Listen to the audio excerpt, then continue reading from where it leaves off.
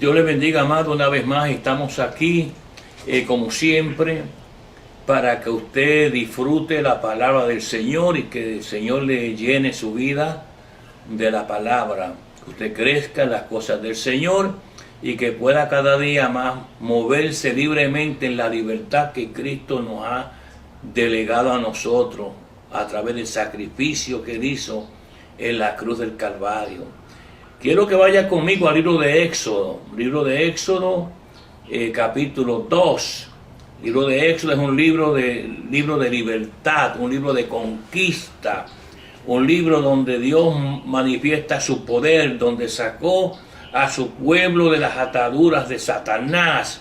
El libro de Éxodo es un libro precioso para que usted aprenda qué bonita es la libertad en el Señor. Y quiero hablar un poco de la providencia del Señor. La providencia que Dios suple a todos aquellos que Él ha llamado desde el vientre de su madre. Hoy día vivimos una gran tragedia, como yo siempre le menciono. Las iglesias están infestadas de malas enseñanzas, están infestadas de malos predicadores, de malos pastores, que enseñan cosas que no son bíblicas, donde la comida que usted se come más tarde le va a hacer efecto a usted. Y por eso es que hay tantas personas viviendo en lo que se conoce como el imperio cósmico, o sea, como el imperio dirigido por Satanás. Y es triste porque vemos esto alrededor del mundo. Alabanza en nombre del Señor.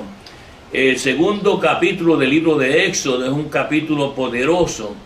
Aquí se ve como la mano de Dios cuando llama a un hombre, le provee todas las cosas que él necesita. En otras palabras, Dios suplirá, como dijo Abraham en el monte Moriah.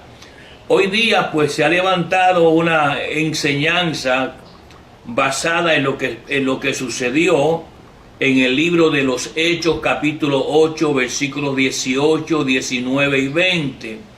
Había un hombre llamado Simón y era un mago. Este hombre practicaba la magia negra, la magia blanca y la magia neutral.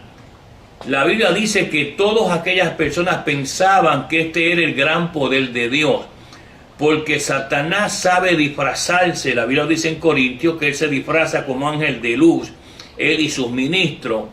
¿Y qué sucede? Mucha gente está tomando agua sucia hoy día en los altares. Es muy triste lo que se está viendo. Y es importante que usted entienda que este proceso de simonismo que surge del nombre de Simón el mago ha afectado los altares. Y ahí es donde nace esta enseñanza de estar pidiendo dinero en los altares.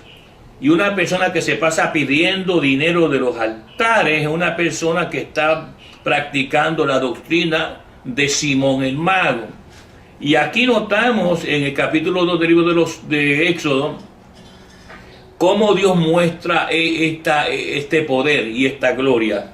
Dice: un varón de la familia de Leví fue y tomó por mujer a la hija de Leví. Dios siempre hace las cosas puras. La tribu de Leví era considerada una tribu pura, por eso era que todas las cosas que tenían que ver con la administración del Señor en el tabernáculo y en otras cosas, tenían que ser de la tribu de Leví, no podía ser de otra tribu. Ahora, quiero que entienda muchos puntos que Dios nos revela aquí. Dice la palabra del Señor: la que concibió y dio a luz un hijo. Claro, en este matrimonio nace este niño, no tenía nombre. Es importante que usted entienda, hasta este momento no tenía nombre. Y Jehová siempre es el que da los nombres con propósito. Dice la palabra: y viéndole que era hermoso. Le he enseñado en otras ocasiones que cuando Jesús nació, hubo una luz brillante. Esa luz brillante en aquel caso surgió por la estrella de Belén. Pero aquí dice que la palabra que se usa, traducida hermoso, que es la misma palabra traducida en el caso de Jesús, que es fos, viene desde viene del griego, porque cuando se hizo la Septuaginta en Egipto, ya que había muchos judíos que no hablaban hebreo, pero hablaban griego, se hizo esa traducción y se tradujo la palabra phos, que quiere decir luz, alumbramiento, manifestación del Señor. Pues cuando Moisés nació, este niño nació, que todavía no tenía nombre, hubo esa manifestación. Su madre aparentemente se dio cuenta, tal vez no se dio cuenta, pero sabía que este niño tenía un llamado. Ahora, quiero que entienda lo que está sucediendo en Egipto cuando este niño nace. Cuando este niño nace, el faraón tenía miedo de que se levantara una insurrección en Egipto. Y él decide matar a los niños. Decide matarlos, y de la forma que lo hacía era que los daba por comida a los cocodrilos. Usted sabe que el río Nilo es el río más largo del mundo, y hay un lugar que le llaman Cocodrópolis, porque ahí hay miles y miles de cocodrilos. Y los cocodrilos, cuando veían a un niño que caía al agua, inmediatamente lo devoraban, lo mataban, se lo tragaban. Esta era la manera que el faraón mataba a los niños. Además de eso, había otra mentalidad en el faraón, que él pensaba que eran sacrificios para su Dios, porque él consideraba a su Dios el río Nilo. O sea que hay muchas cosas involucradas en la palabra que hay que saberlas extraer para que usted entienda las cosas. Dice la palabra del Señor: pero no pudiendo ocultarle más tiempo, tomó una arquilla de junco. Le he mencionado también en otras ocasiones que hay tres arcas en la Escritura. El arca del pacto, el arca de Noé y el arca de Moisés. Pero hay una diferencia grande, porque cuando se habla del arca de Noé y el arca de Moisés y el arca del pacto, son diferentes palabras. Por ejemplo, la palabra para arca, cuando se habla del arca del pacto, es airá. Airá significa un cajón de muerto, una caja de muerto, un ataúd. Y aquí, cuando vemos que esta mujer hizo una arquilla, otra arca más pequeña, la hizo de juncos. Y los juncos que ella usaba, este material, estos juncos se sembraban, porque de ahí era que sacaban estos juncos para hacer ataúdes de muertos. Los faraones, cuando usted mira la arqueología hoy día, encuentra muchos de estos ataúdes hechos de estos juncos. Pero esto te lleva una señal espiritual, porque Moisés aquí, en ese pequeño ataúd que iba a estar, representaría un libertador que salió de la muerte para libertar a su pueblo de Egipto. Egipto es tipo del mundo. Y ese libertador, todos sabemos en términos simbólicos en Moisés, es el Señor Jesús, que se levantó de los muertos, salió de la tumba y libertó al pueblo del mundo. Ahora, nótese algo interesante.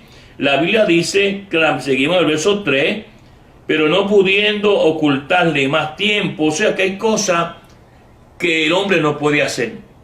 Ella trató y trató y trató para librarle la muerte a Moisés de los cocodrilos, pero solamente Dios es el que tiene el poder de detener todo mal. Y no se olvide que Moisés iba a ser el hombre que Dios iba a usar. Por tanto, Dios no iba a permitir, porque cuando el niño fue puesto en el arca, una de las cosas que le llama la atención a los cocodrilos es el ruido. Y este niño venía llorando en esa arquilla, y esa arquilla no era una arquilla fuerte, y esa arquilla se viene moviendo a través de las aguas del río Nilo, y hay un sinnúmero de cocodrilos para tratar de averiguar de dónde viene el ruido. Una vez que pudieran detectar de dónde venía el ruido, ellos iban a lanzar sobre la arquilla. Ahí notamos inmediatamente, porque a veces la gente pasa por alto estos detalles, cómo Dios le dio soldera a esos cocodrilos, cómo Dios tapó los oídos de esos cocodrilos para que ellos no pudieran escuchar la voz de un niño que viene llorando dentro de una arquilla. Se da cuenta cómo cuando Dios llama a un hombre, Él comienza a sacar del medio todas las cosas destructivas contra ese hombre y ese ministerio. Porque lo que Dios hizo y hace, nadie lo puede destruir. Ahora, notemos varios factores que hay que entender la protección de Dios. Mire la palabra, dice la palabra, y ella calafateó con asfalto y de brea y colocó en ella al niño y lo puso en un carrizal a la orilla del río. Ella coge esa arquilla, ¿ok? Esa pequeña embarcación, pone ahí a Moisés y haría una oración, claramente, Señor, aquí te encomiendo mi hijo, y lo suelta en las aguas. Ahora, yo quiero que usted note algo, porque la gente, vuelvo y les repito, estos detalles no los entienden. Iba a salir la hija del faraón. La hija del faraón está en el palacio. La hija del faraón no está en el río. Entonces, cuando la mamá de Moisés pone la arquilla con el niño en el río, Jehová tiene que analizar una fórmula matemática. ¿Cuál es esa? No sabemos qué número de calzado era la hija del faraón. Si era 6, si era 5 o si era 6,5. Digo estas cosas porque el tamaño del pie de la hija del faraón tenía que ser medido desde el primer momento que ella salió del palacio caminando hacia el río Nilo. ¿Ok? Además de eso había otro factor, la velocidad del agua del río en ese momento, porque Jehová tenía que llevar esto a un denominador común. El caminar de los pies de la hija del faraón tenía que medirlo con la velocidad del agua del río Nilo. ¿Por qué razón? Porque ambos tenían que encontrarse en el mismo momento. Si Jehová hubiera hecho la velocidad del agua más rápida, la hija de Faraón jamás hubiera encontrado a Moisés. O viceversa. Estos factores que la gente pasa por alto, solamente lee la Biblia, nada más, y no analiza el texto sagrado, muestran cómo Jehová tuvo que medir la velocidad del agua del río y los pasos de la hija del Faraón, para que cuando llegara el momento entre el arca y ella que llegaran, tenía que llegar en el mismo momento. De otra manera, todo el plan de Dios se hubiera destruido. Y a veces nosotros no nos damos cuenta de que todas las cosas que pasan en nuestra vida, en nuestro ministerio, son medidos por Jehová. Son diseñados y medidos por Él. Lo que le pasa al hombre de Dios, un hombre creyente, no es casualidad. En Dios no hay casualidades. Todo está medido por el Espíritu Santo de Dios. Ahora, nótese, usted se pregunta, bueno, las cosas que yo paso, las cosas que tú pasas, si tú eres creyente verdadero, si tú eres un hombre de Dios verdadero o una mujer verdadera de Dios, no ficticia, no de esas que están disfrazadas o disfrazados, lo que pasa en tu vida fue diseñado por Jehová. La medida de tu caminar, la forma de tu caminar, la velocidad que Dios controla las cosas que pasan en tu vida, no son casualidades. Así que deja de estar diciendo, ¿por qué me pasan estas cosas a mí? Porque antes que tú hicieras esas cosas, ya Dios lo había medido y puesto en su lugar. Ahora, nótese algo interesante. Dice que puso la arquilla, el niño, y lo puso en un carrizal a la orilla del río. Ella lo pone ahí. Ella quizás trató de controlar un poco la velocidad del agua, pero por lo que vemos más tarde, cuando aparece Miriam, la hermana de Moisés, que era la hermana de él literal, no era tanto para controlar el agua, era simplemente porque quería verlo, qué iba a suceder con el niño, porque el niño iba llorando. Ahora, no sé cómo Dios protege un ministerio y le suple. Quiero que mire la palabra del Señor, dice, verso número 4, y una hermana suya se puso a lo lejos para ver qué acontecería. Miriam o María se puso a mirar lo que pasaría. Pero María no estaba allí por estar simplemente por ver lo que pasaría. Dios la llevó allí, porque María iba a ser un canal que Dios iba a usar para Dios poder llevar a cabo el futuro completo del libertador Moisés en Egipto. Todos esos detalles hay que cortarlo bien, ¿ok?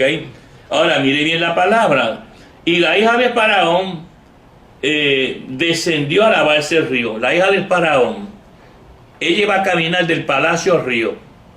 Le dije que no sabía el tamaño de zapatos de ella o de sandalias, porque esa va a ser la medida que Jehová tenía que controlar cuántos pasos iba a dar ella del palacio a la orilla del río y la velocidad del agua que traía la arquilla de Moisés. Tenía que encontrarse en un denominador común. No podía irse ella primero o el arca irse primero. Se da cuenta.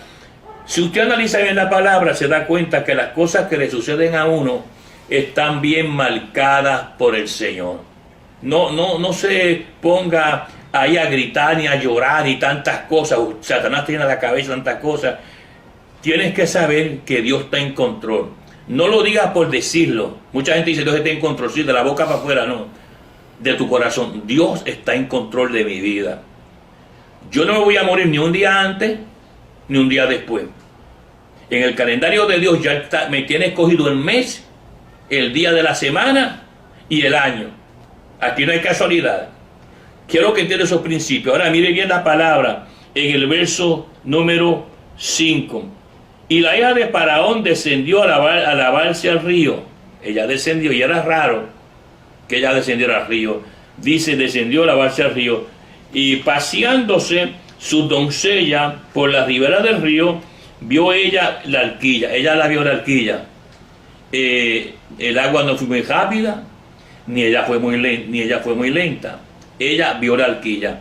Dios le puso a ella a ver la arquilla. Ve cómo Dios opera. Cuando ella ve la arquilla, no se olvide que está pasando algo. El padre de esta muchacha, la hija de Faraón, es un asesino.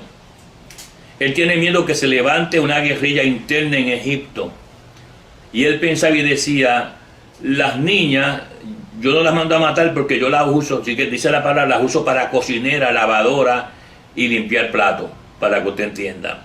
Pero si es varón es un problema, porque un varón se va a hacer un hombre y después 2, 3, 4 y 5 se me levanta un ejército aquí dentro y me matan a mí. Entonces aquí hay una situación rara. La hija del Faraón, su padre es el Faraón. Su padre tiene leyes establecidas y las leyes del Faraón no podían ser omitidas. Yo no sé cuán cerca era el amor del Faraón para su hija, pero aquí no está nada de eso puesto. Lo sabemos bien claro porque el texto es bien claro y transparente. La Biblia dice, mire, la Biblia dice estas palabras, versículo 5, segunda parte, y envió una criada suya que la tomase. La hija del Faraón ve la arquilla y manda una criada que la trajera.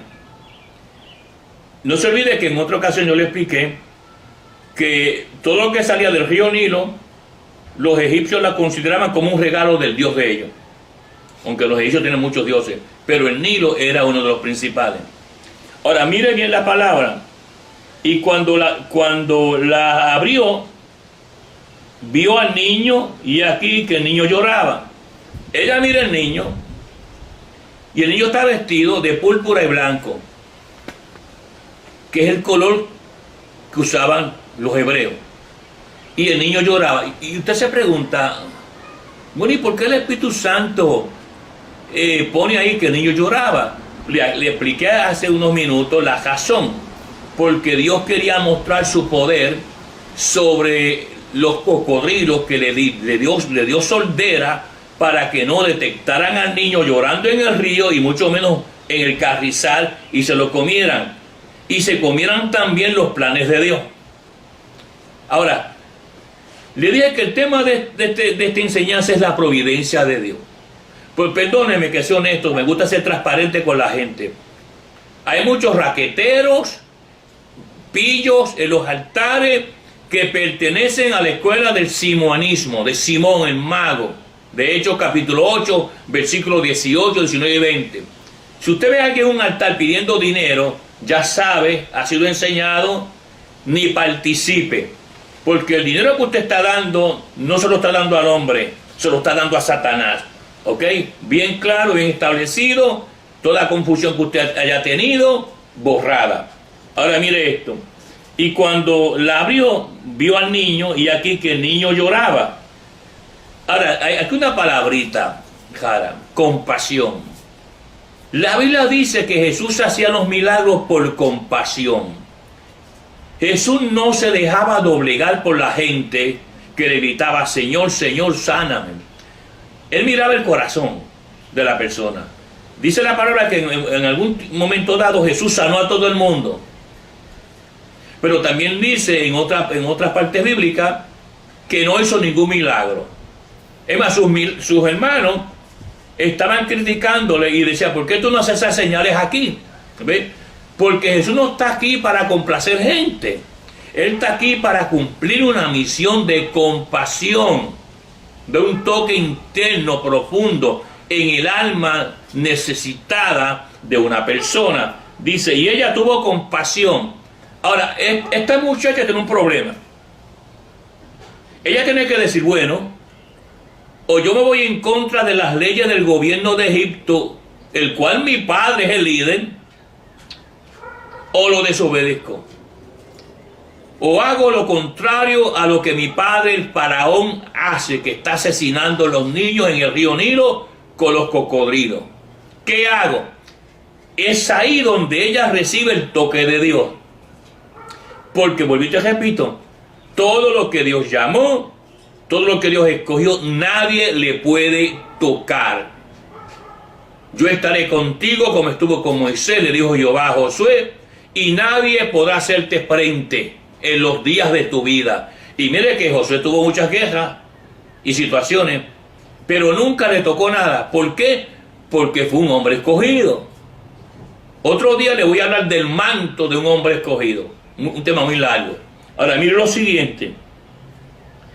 Y cuando la abrió, vio al niño, y aquí que el niño lloraba, y teniendo compasión de él, dijo, de los niños de los hebreos es este. Ella es de los hebreos, porque ella vio la vestimenta púrpura y blanca que usaban los hebreos, y que también le ponían a veces a los esclavos. ¿Ok? Y no se olvide que el faraón tenía a los hebreos lo que llamaban japiru en aquel tiempo como esclavos. Ahora, esclavo del faraón y esclavo de Satanás, los dos. Ahora mire bien la palabra, verso 6, sígame, estoy en Éxodo 2:6. Y cuando la abrió, vio al niño, y aquí que el niño lloraba, y teniendo compasión, ese fue el toque de Dios, de él, dijo, de los niños de los hebreos es. Ahora, ninguna mujer hebrea iba a correr el riesgo de cuidar a un niño hebreo, porque su vida pudiera estar en peligro. Si el faraón sabía que una mujer hebrea había tomado un niño del agua, que no fuera la hija de él, que Dios tuvo que hacer con ella un milagro, la asesinaba, la lanzaba también al río Nilo, donde están los miles y miles de cocodrilos. Ahora, nótese bien la palabra del Señor. Dice, entonces su hermana dijo a la hija de Faraón, ahí viene María. Viene María, y la princesa, la hija del Faraón, ve a María, ¿ok? Y María viene. Esa iba a ser la puerta donde Jehová iba a llevar a cabo su plan, su propósito. Siempre Dios tiene puertas. Siempre Dios en todo lugar tiene una puerta abierta para los planes de Él. Jesús dijo claramente, lo que yo abro, nadie lo cierra. Lo que yo cierro, nadie lo abre. Entonces, si nosotros aprendemos estos principios, no nos quitamos tanta preocupación de encima. Jesús enseñó otro principio: no os afanéis por tantas cosas, ni por el día de mañana. Entonces nosotros tenemos un afán porque hemos desconfiado del Señor, entonces dependemos de lo natural, de lo humano, del hombre. Y esas son las cosas que evitan las bendiciones en las vidas de uno. Tiene que ser muy cuidadoso de la manera que uno piensa. A veces la gente piensa de una manera y cuando te hablan a ti, quieren inyectarte con esa inyección de duda que ellos tienen y te quieren robar la bendición a ti. Tú tienes que separarte para que el que te hable a ti con tantas dudas, tantas cosas, tú no tengas el problema de que te roben tu fe, que te roben tu deseo, que te roben tu pasión. Tú tienes que confiar totalmente en el Señor y saber que pase lo que pase, Dios está en control. Dios está en control de ti, de tu vida, de tu familia. Si tú eres verdaderamente un hombre de Dios, si tú eres un falsante, un engañador o un religioso, porque donde más religioso va a haber en el infierno. El infierno está lleno de pastores, va a estar lleno de pastores, de evangelistas, de maestros, supuestamente profetas. El infierno en un día, porque ahora cuando la gente muera no va al infierno, va al Seol y luego al infierno, los que mueran sin salvación. Todo depende de tu decisión, lo que tú has hecho con tu vida. Ahora, le dije que el tema es la providencia de Dios. Tenemos entonces un niño que está ahí, no tiene nombre, y Dios tiene un plan con él dentro de Egipto. Ahora, ¿qué sucede? Dice la palabra del Señor, versículo 8, y la hija de Faraón respondió, ve. Entonces fue a la doncella y llamó a la madre del niño. Mire lo que Dios hace. El faraón está buscando al niño para matarlo, a todos. Pero ¿cómo Dios va a bendecir a este niño? Pues mire qué sencillo. ¿Cuál es el plan de Dios con María? María viene, el Señor toca a la princesa, a la hija de Faraón, le dice, entrégalo, quiero que me lo cuiden. Y María estaba allí y le dijo, yo me voy a llevar el niño. ¿Y qué hace María? María coge el niño y lo lleva de nuevo a la casa de su madre. ¿Ok? Mire esto. Y no simplemente lo lleva a la casa de su madre. El faraón tiene que pagarle un cheque, mire esto, a la madre de este niño para que lo mantenga.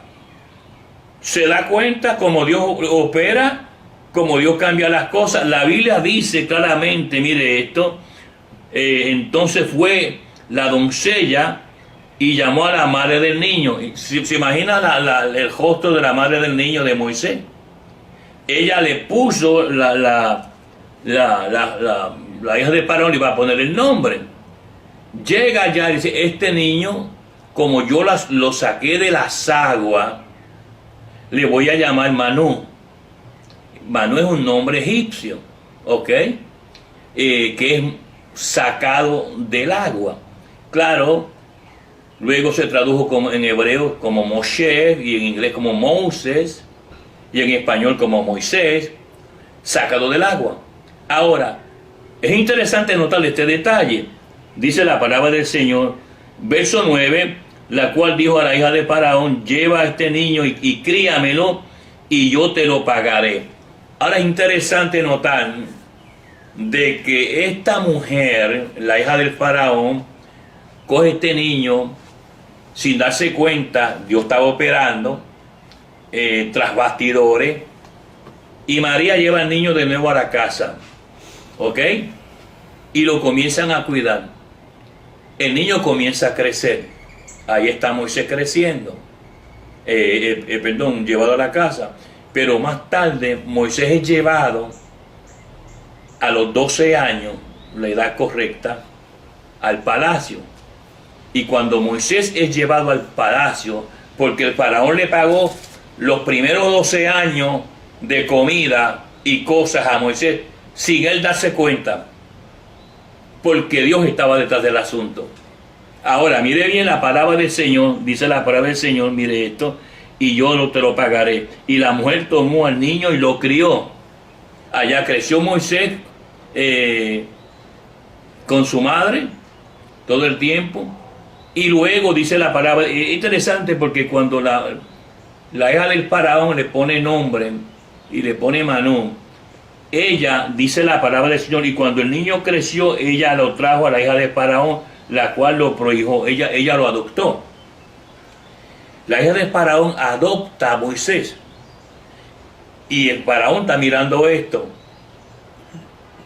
Y al adoptarlo, Moisés entra en los anales políticos de Egipto. Entonces el próximo faraón que iba a surgir tenía que ser el hijo de la hija del faraón. Entonces ya Moisés, a ser un hombre en Egipto, ¿qué sucede?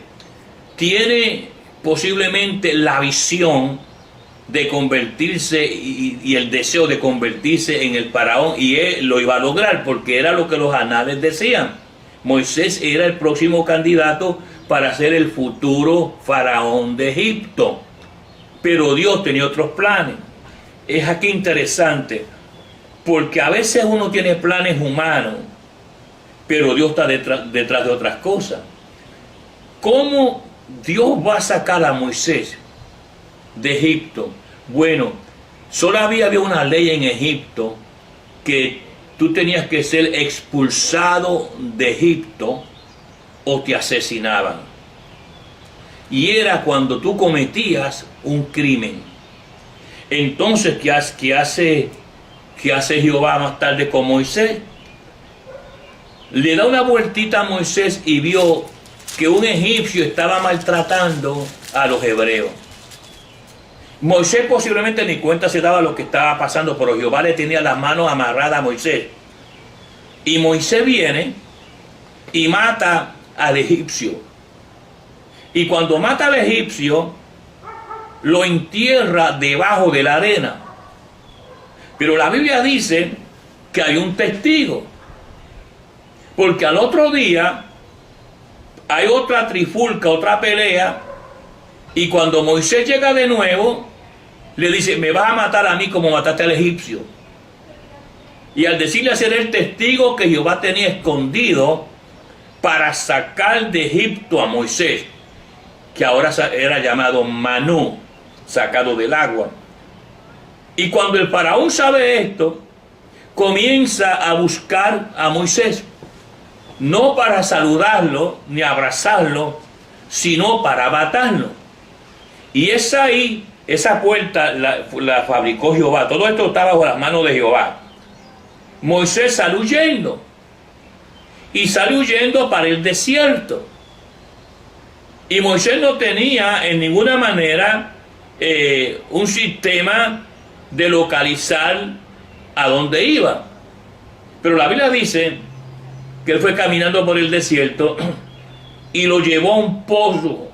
En ese pozo llega Moisés y están las hijas de un sacerdote, Jetro, que están sacando agua. Todo esto es maquinado por Jehová, porque Jehová maquina todos nuestros caminos. Dice Jehová claramente: mis caminos no son vuestros caminos, ni mis pensamientos tus pensamientos. Tú planeas una cosa para ti, pero Dios tiene otra para ti. Y las cosas de Dios comienzan en los desiertos, ¿ok? Jesús comenzó en el desierto. Pablo comenzó en el desierto. Moisés comenzó en el desierto. La vida del hombre de Dios tiene que comenzar en los desiertos. En los desiertos donde Dios hace un carácter. Los hombres de desierto son diferentes a los hombres que no son de desierto. Ahora mira bien la palabra. Moisés viene y pelea con aquellos ladrones que querían pelear con las muchachas que se querían llevar el agua. Y es ahí donde Dios le consigue a su esposa. Dios no permitió que Moisés se casara con una mujer egipcia porque era mundana, pagana, adoraba a muchos dioses. Dios siempre te lleva a lo de Él para guiarte a ti. Y la esposa de Moisés, Séfora, la primera hija de Jetro, se casa con Moisés. Ahí comienza el plan de Dios gigante del ministerio de Moisés. Y al llegar ahí, Jehová le da otra escuelita. ¿Qué hace con Moisés? Como Moisés no sabía nada de desierto, ni de ovejas, ni de nada, Dios tiene que dar un curso de cómo cuidar la oveja. ¿Y qué hace Jehová con él? Jetro le pone las ovejas de él en las manos a Moisés. Y Moisés comienza todos los días a llevar las ovejas por el desierto. Pero lo que estaba haciendo Jehová era enseñando a Moisés el desierto, y mientras él llevaba las ovejas por el desierto, él iba aprendiendo la geografía del desierto. ¿Por qué razón? Porque en un futuro Jehová le iba a cambiar las ovejas de Jetro en el desierto por seres humanos. Entonces él iba a conocer el desierto. Y cuando Jehová lo lleva a Egipto más tarde y saca a su pueblo y lo trae al desierto, en un camino que duraba 11 días, duró 40 años, él conocía ya el desierto. Y ahí es donde Jehová lo lleva al monte de Dios. Es en el monte de Dios que él recibe el llamado a cumplir que Dios le tenía, de libertar un pueblo, así como Jesús hizo. Jesús vino y nos libertó. Somos libres por él. Yo llevo 43 años libre, porque yo tuve, antes de convertirme, todo el tiempo muerto, porque la gente está muerto y no sabe que está muerto. Tú caminas, comes, corres, hablas, pero tú estás muerto. Dice, porque estabas muerto en delitos y pecados. Cuando tú te conviertes, entonces la vida entra a ti. Y eres una persona con vida espiritual. Si no te conviertes, puedes ir y viajar a donde quieras, trabajar todo lo que quieras, pero estás muerto. Así que es importante que tú veas la providencia de Dios, cómo Dios opera en la vida de un hombre o una mujer que le haya llamado, para que te quite esa manera de pensar de que te preocupas por todo. Así que Dios te bendiga, Dios te guarde, que la paz de Dios esté contigo. Voy a orar por ti, Padre. Te doy la gloria y la honra a ti. Bendice cada vida que tú le permitas escuchar esta palabra. Glorifícate de una manera especial. En el nombre poderoso de Jesús. Amén. Gloria a Dios. Bendiciones y será hasta la próxima vez. Este es tu hermano y amigo el pastor Lorona, para que tú te alimentes de las cosas espirituales. Amén. Gloria a Dios.